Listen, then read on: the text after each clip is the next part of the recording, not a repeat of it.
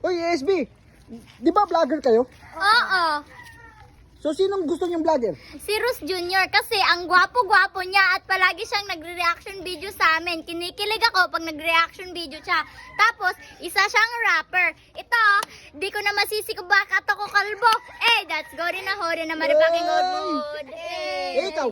Si Beatmaster, alam mo, ang gwapo-gwapo niya, tsaka ang yaman niya pa, tapos ang cute-cute niya. Gustong-gusto ko siya.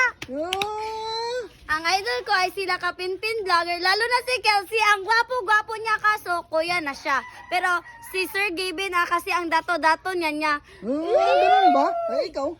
Sa akin si Boy Tapang. Boy Tapang?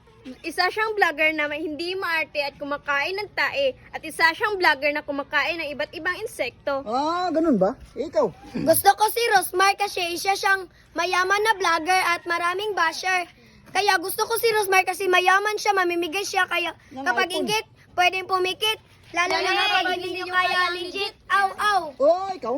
Si Marke, kasi kinukuha niya yung mga video namin kahit may video naman siya. Ah, Gusto ko ganun ba? talaga si Marke. Idol mo siya? Oo. Wow! Mayroong pagisi-gisi pa siya ng salina. Si Mm. Ungart yun. Si Ungart. Idol din namin si Ungart. I love Kasi you, ang Ungart. I love you, Ungart.